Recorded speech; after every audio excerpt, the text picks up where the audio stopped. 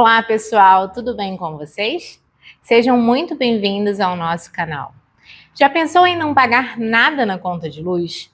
Com as tarifas atuais seria um alívio, né?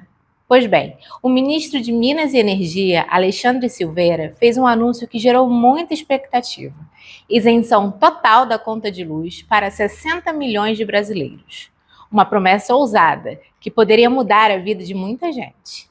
Mas, logo em seguida, o ministro da Fazenda, Fernando Haddad, responsável pelas contas do governo, disse que não há nenhum estudo oficial sobre isso. E agora, quem está certo? É uma promessa real ou só um discurso? Nesse vídeo, vamos desvendar essa polêmica. Vamos ver o que o Silveira propôs, por que Haddad contestou, como funciona a tarifa social hoje e se essa ideia de luz gratuita tem chance de acontecer. Fica comigo para entender tudo. Mas antes, se você está chegando agora no canal, seja muito bem-vindo. Me diga nos comentários de onde você está assistindo esse vídeo. E se você já é da casa, já sabe. A gente descomplica tudo para você não ter dor de cabeça com suas finanças. Então, já deixa aquele like no vídeo, se inscreva no canal e ative o sininho para não perder nenhuma novidade, beleza? A promessa de Silveira foi: luz de graça para 60 milhões de pessoas. O ministro Alexandre Silveira anunciou a proposta durante um evento do setor elétrico. Ele afirmou que seu ministério está finalizando um projeto de lei, parte de uma reforma maior do setor, que seria enviado à Casa Civil ainda em abril. O ponto central é uma grande mudança na tarifa social de energia elétrica. A ideia é dar isenção total para famílias de baixa renda que consomem até 80 kW por mês. Isso beneficiaria, segundo ele, até 60 milhões de pessoas. Hoje, a tarifa social já existe, mas é diferente. A isenção total, 100% de desconto, só vale para famílias indígenas e quilombolas com consumo de até 50 kW por mês.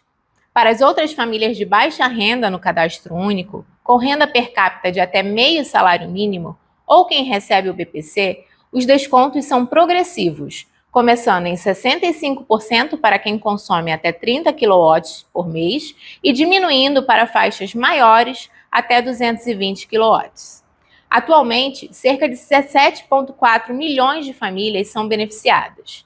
A proposta de Silveira, portanto, aumenta o limite de consumo para isenção, de 50 ou 30 kW para 80 kW e expande enormemente o número de beneficiários, de 17,4 milhões de famílias para 60 milhões de pessoas.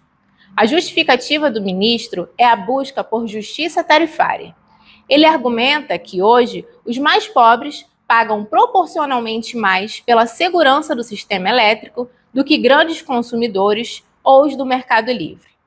A ideia seria equilibrar essa conta e combater a pobreza energética. Silveira apresentou a medida como parte essencial da reforma do setor elétrico, que visa trazer mais equilíbrio e liberdade ao consumidor. Em contrapartida, Haddad jogou água fria e diz que não há estudo.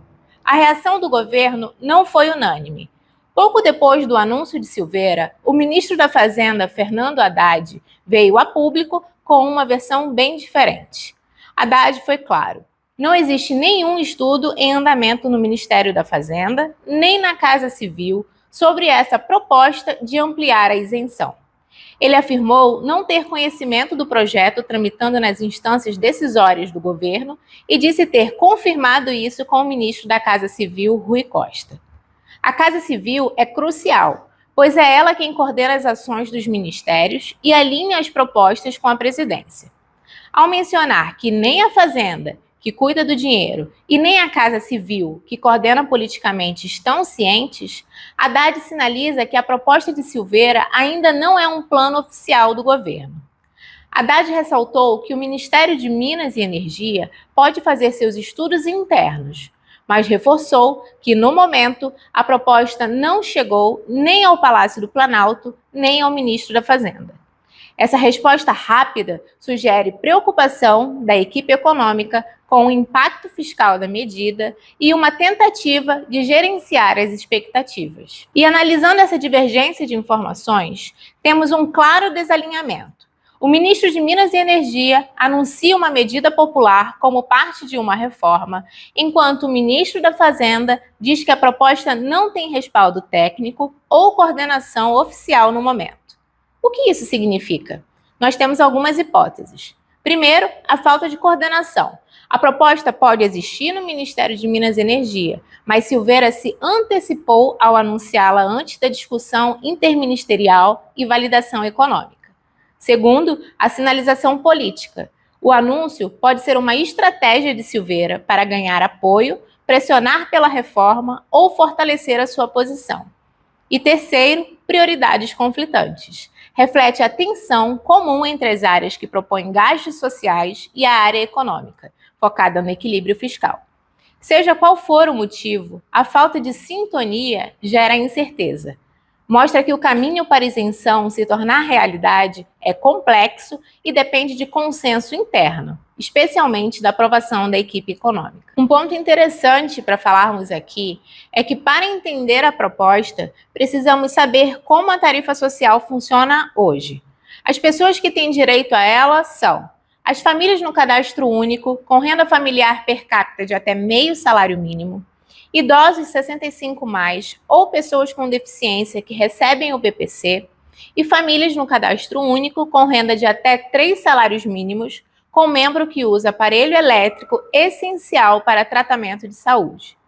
Desde 2022, a inclusão é automática, feita pela distribuidora de energia. Com relação aos descontos, eles são escalonados.